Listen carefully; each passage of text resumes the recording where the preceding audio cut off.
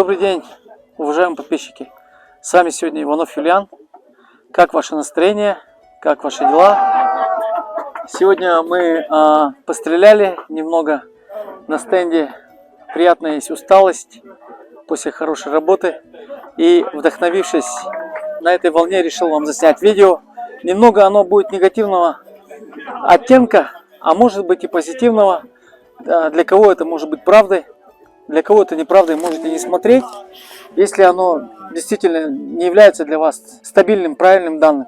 Я сейчас хочу немножко, ребята, вам рассказать еще раз про те приклады, касательно, что вообще человек теряет тогда, когда приклад на самом деле является ручкой топора.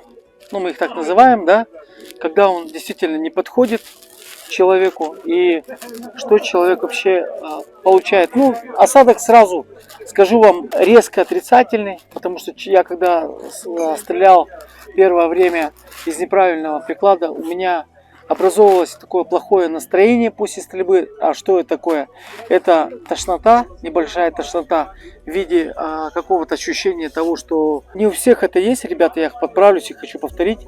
Тошнота от того, что, знаете, когда человек много получает нокдаунов, да, нокдаун, микро-нокдаун, то как-то вот не хватает как бы крови, и голова начинает кружиться, здесь все начинает тёживать, как-то здесь все начинает схватывать, кровь как-то не циркулирует. Но я даже не осознавал, что у меня кровь не циркулирует, просто мне было хреново, ребят.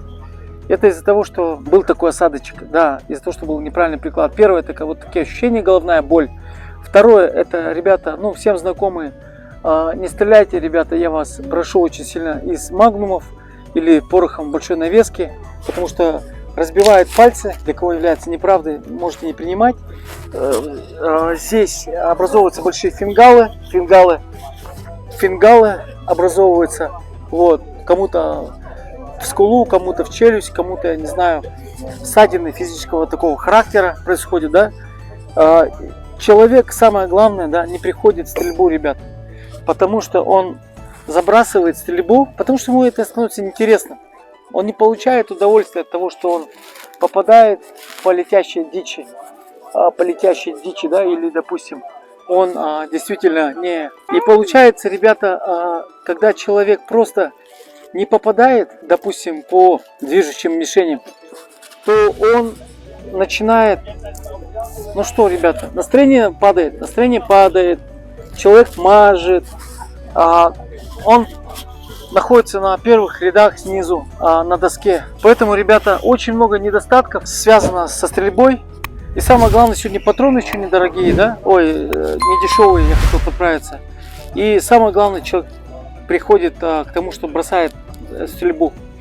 И вот для того, чтобы человек не забрасывал стрельбу, чувствовал себя в очень хороших таких показателях, настроениях, чтобы он рвался на стенд, ездил на охоту, стремился этим заниматься. Самое главное, ребята, это точка 0, откуда все начинается. Термометры, бензин, спидометры, это самое, любой градусник.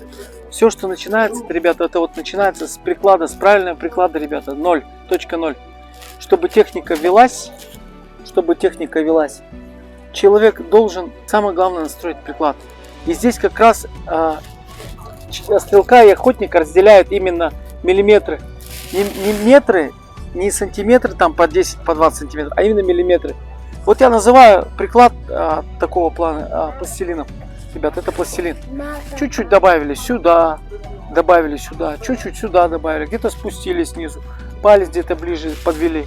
И человеку сразу становится комфортно стрелять, и он занимается этим делом.